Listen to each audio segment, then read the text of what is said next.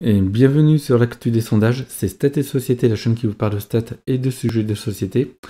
Et donc nous allons voir justement, comme c'est affiché en titre, que les sondages ne sont pas encore tout à fait impactés.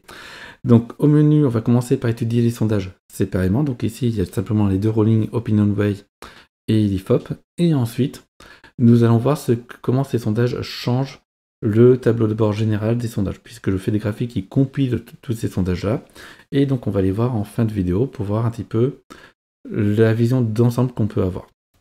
Donc pour commencer, on va tout simplement démarrer directement avec OpinionWay. Hop, c'est parti. Donc là, vous avez les données sondagées.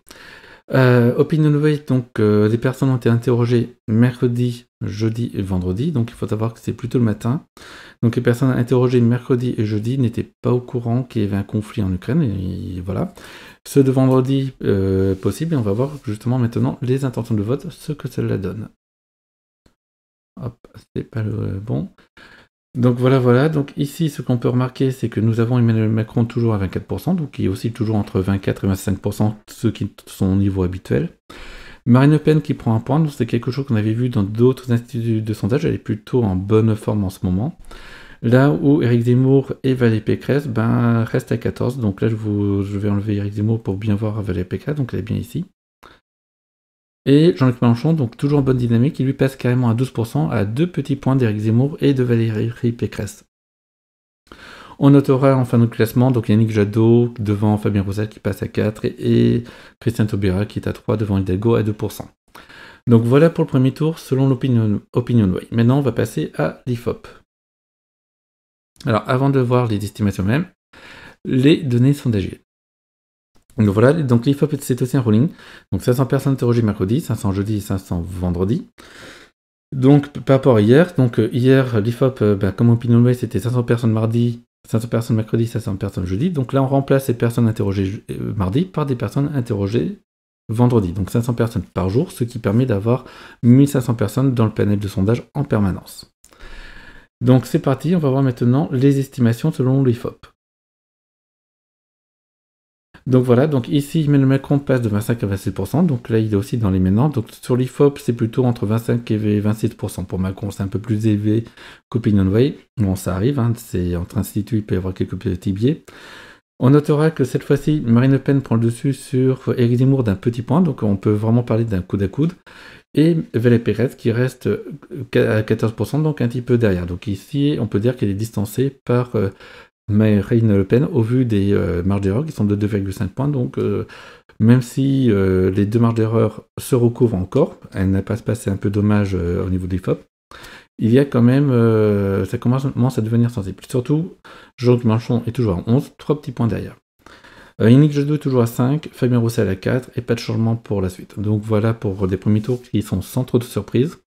Et comme on peut le voir, on ne peut pas vraiment dire que pour le moment le conflit en Ukraine ait affecté ces premiers tours. Maintenant on va passer au second tour. Donc c'est le second tour vu qu'on est sur l'IFOP. On va commencer par le premier second tour de l'IFOP. Donc ici on va commencer par Emmanuel Macron contre Marine Le Pen, 56-44%, c'est un grand classique. Peu de surprises ici. On peut voir rapidement ce que donne ce même second tour au niveau de OpinionWay, donc 55-45%, pas de surprise non plus, c'est assez habituel même si c'est un petit peu resserré. C'est vrai que l'IFOP ne note pas de changement dans la durée entre Emmanuel Macron et Marine Le Pen. Alors que par contre, c'est quand même un peu plus resserré par exemple qu'en décembre, qu'en janvier. Non, plutôt qu'en janvier. Même chose finalement sur OpinionWay, c'est un peu plus resserré par exemple que en début d'année. Mais pas de quoi changer, entre guillemets, inverser les rôles pour le moment. Maintenant, nous allons passer par l'autre duel, donc Emmanuel Macron contre Valérie Pécresse, 55-45%. Un écart assez classique au niveau d'OpinionWay, donc même quoi qu'un petit peu important par rapport à l'historique. Je vais passer directement à Zemmour tout simplement parce que c'est inversé côté IFOP. 62-38%, donc ça c'est un grand classique entre Emmanuel Macron et Éric Zemmour. Et au niveau de l'IFOP, donc nous avons Éric Zemmour, Emmanuel Macron contre Éric Zemmour, 62 contre 38%. Donc là, pas de gros chambardements, c'est exactement la même chose que chez OpinionWay. Et 58-42%, donc là par contre c'est un écart très important, c'est quand même 3 points d'écart par rapport à OpinionWay.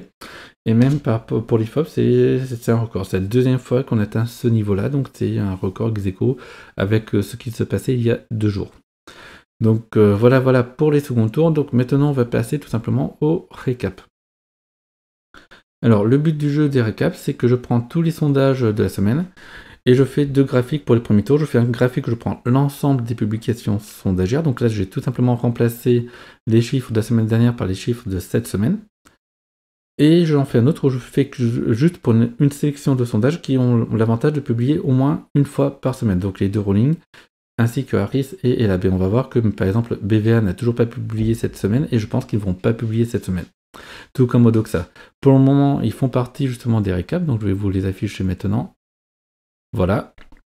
Donc on voit la récap avec tout. Donc là pour le moment, il y a encore les chiffres de BVA de la semaine dernière et d'Odoxa de la semaine dernière. Cependant, si ces instituts ne publient pas d'ici dimanche, ils seront retirés de ce graphique-là, ce qui donnera des graphiques un peu différents pour le grand récap, c'est normal. Je ne peux pas me permettre de laisser des chiffres qui sont vieux de plus d'une semaine dans un tel graphique, ça serait fausser le graphique. Donc là, il y a tout le monde, donc il peut y avoir des histoires de biais entre instituts de sondage, mais on a quand même pas mal de tendances. On voit que Jean-Luc Mélenchon est effectivement en forme, donc avec 1,5 point pris en 2 semaines. Yannick Jadot qui a du mal à se maintenir au-dessus des 5%, 5,81%. Emmanuel Macron toujours entre 24 et 25%. Valérie Pécresse, cette fois-ci, on peut vraiment parler de chute. Je sais qu'il y a certaines personnes qui me regardent, désolé, qui étaient plutôt favorables à Valérie Pécresse, donc qui aimaient bien la candidate. Et là, les chiffres sont ce qu'ils sont, donc elle est plutôt elle est en chute, tout simplement. Donc ça fait 2 points en 2 semaines, plus d'1 point en une seule semaine. Donc là, c'est très difficile à rattraper. Donc là, on peut dire que très probablement, donc sauf événement énorme, donc je ne sais pas trop lequel, Valérie Pécresse aura bien peu de chance d'être au second tour. Marine Le Pen, qui est plutôt solide, et voire même en augmentation, elle dépasse 17%. Première fois dans ce graphique qu'elle dépasse 17%, donc c'est quand même assez sensible. Donc il est plutôt bien placé effectivement pour accéder au second tour, donc à voir si la crise ukrainienne change quelque chose. Idem pour Zemmour, dont la progression finalement, il a réussi à être encore en progression cette semaine. C'était compliqué parce qu'au début de la semaine jusqu'à hier, il n'y avait pas vraiment de progression d'Éric Zemmour cette semaine. Donc là, il réussit sur la fin de cette semaine à arracher une progression à 14,94, donc notamment grâce à l'IFOP, si je puis dire. Et évidemment, toujours sur une trajectoire pouvant correspondre à une trajectoire pour accéder au second tour. A noter que Jean-Luc Mélenchon peut jouer trouble faite parce que augmenter de 1,5 point toutes les 2 semaines, sachant qu'il reste 6 semaines avant le premier tour, c'est suffisant pour concurrencer Marine Le Pen et Éric Zemmour au soir du premier tour. Donc voilà, donc peut-être que la sélection du deuxième qualifié au second tour sera assez serrée. Et se jouerait donc ici, si on fait des projections entre Marine Le Pen, Éric Zemmour et Jean-Luc Mélenchon, sauf si la guerre en Ukraine a un impact sur ces 3 candidats qui, il est vrai, avaient des positions plutôt favorables aux positions de Vladimir Poutine par rapport à l'Ukraine. Donc je parle bien en géopolitique et je ne parle pas forcément en affinité autre, bien évidemment. Donc maintenant, on va passer à l'autre compilation du sondage, tout simplement, parce qu'il y en a une deuxième. Donc celle-ci, elle est plus intéressante dans le sens où il y a toujours les mêmes instituts de sondage semaine après semaine. Donc ici, il y a OpinionWay, il y a IFOP, il y a Harris et il y a Elab. Donc ils publient de manière hebdomadaire, qui est très intéressant. Donc on a même périmètre. Donc les variations ne peuvent pas être dues à un changement d'institut de sondage. Cluster 17 n'en fait pas partie parce qu'ils ont des problèmes de correction méthodologique, donc ils sont en train d'ajuster ça visiblement. On a pu le voir dans une vidéo précédente que petit à petit, leurs intentions de vote ressemblent de plus en plus aux autres instituts de sondage, mais le problème c'est que du coup ce sont des variations liées à des corrections de méthodologie et non pas à des variations liées à des évolutions de l'opinion. Donc ici on voit de toute manière que Jean-Luc Mélenchon est toujours en dynamique positive, donc toujours 1,5 points de prix en 2 semaines. Yannick Jadot qui est ici un peu plus stable, donc légèrement au-dessus des 5 points. Emmanuel Macron toujours entre 24 et 25%, donc ça ne bouge pas. On a Valérie Pécresse, donc là, qui reste au-dessus des 13%, mais vraiment, on voit qu'effectivement c'est une chute de 2 points en 2 semaines, donc c'est toujours aussi énorme de toute manière. Donc là encore, une dynamique qui sera compliquée pour être un second tour de la présidentielle. Marine Le Pen, donc là qui reprend, donc c'est là que je vous disais, ce graphique semble dire qu'il y a une mauvaise dynamique pour Marine Le Pen, que soit c'était que l'un des deux graphiques allait forcément démentir l'autre à un moment donné, bon bah là on donne le cas. Marine Le Pen est effectivement plutôt à 17%. Et c'est ce qu'on peut voir ici. Éric Zemmour, par contre, ici, ne parvient pas à arracher une hausse, donc il reste en dessous des 15% et surtout en dessous de son score de la semaine dernière. Donc ça, c'est quelque chose d'assez intéressant, c'est-à-dire que là, on a une pause dans la dynamique d'Éric Zemmour. Alors maintenant, la semaine prochaine, donc, à vrai dire, j'avais fait, entre guillemets, des sortes de projections, on disait, on voit des trajectoires plutôt haussières, plutôt baissières, donc effectivement, des trajectoires baissières, ça peut paraître difficile qu'il y ait une reprise. Maintenant, pour les dynamiques de Zemmour, Marine Le Pen et Jean-Luc Mélenchon, est-ce que la guerre en Ukraine va les impacter?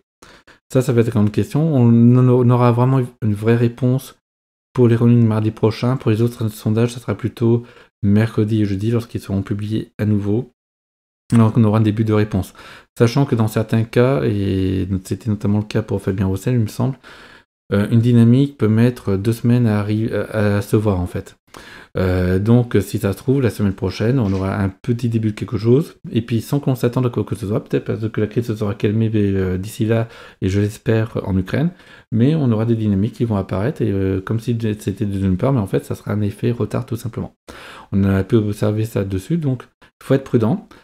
La situation de crise, donc, il y a déjà des impacts sur les cotes de popularité, notamment d'Emmanuel Macron, mais une cote de popularité n'est pas nécessairement une intention de vote, donc ça, il faut être prudent.